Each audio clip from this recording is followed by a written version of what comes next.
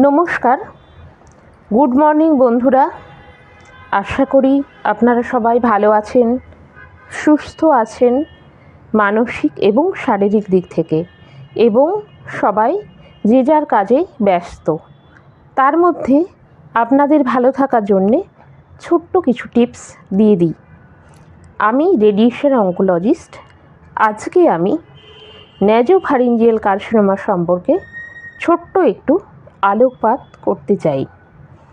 ন্যাজোফ্যারিংস ব্যাপারটা কি, প্রথমে আপনাদের মনে এই কোশ্চেনটা আসবে।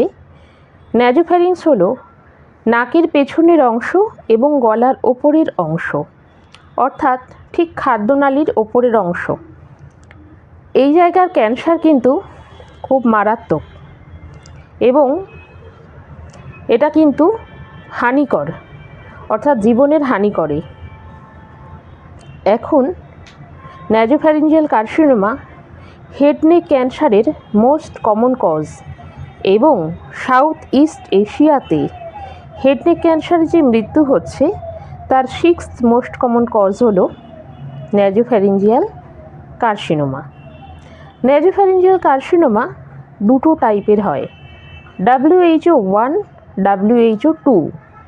যেটা WHO1 অর্থাৎ ওয়ার্ল্ড হেলথ অর্গানাইজেশন দুটো টাইপে ভাগ করেছে।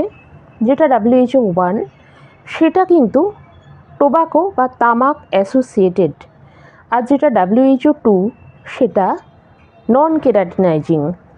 যেটা নন কেরাটিনাইজিং সেটা এন্ডেমিক হতে পারে, অর্থাৎ হঠাৎ করে ছড়িয়ে যেতে পারে, সেটা এপস্টিন বার ভাইরাস অ্যাসোসিয়েটেড হতে পারে, এবং যাদের হাই ডায়াবেটিস মেলিটাস অর্থাৎ রক্তে সুগারের পরিমাণ বেশি তাদের ক্ষেত্রে হতে পারে। তাহলে এক্ষেত্রে আমাদের করণীয় কী? ওরাল ক্যাভিটি ক্যান্সারের ক্ষেত্রেও আমি বলেছি, অর্থাৎ মুখগহ্বরের ক্যান্সারের ক্ষেত্রেও প্রথমেই তামাক সেবন বর্জন করতে হবে। আমি কিন্তু এটা পেশেন্টদের বারবার বলি, আপনারা তামাক, গুটখা এগুলো খাবেন না। শুধু নিজের জীবনকে অকালে কোথাও পাঠিয়ে দেওয়ার কোনো মানে হয় না।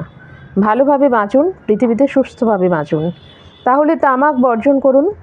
তামাক বর্জন করলে যেটা WHO1 অর্থাৎ কেরাটিনাইজিং ন্যাজোফ্যারিঞ্জিয়াল কার্সিনোমা সেটা কিন্তু প্রিভেনশন করা যাবে, এবং এর উপসর্গগুলো আমি পরের এপিসোডে আপনাদের সাথে আলোচনা করব।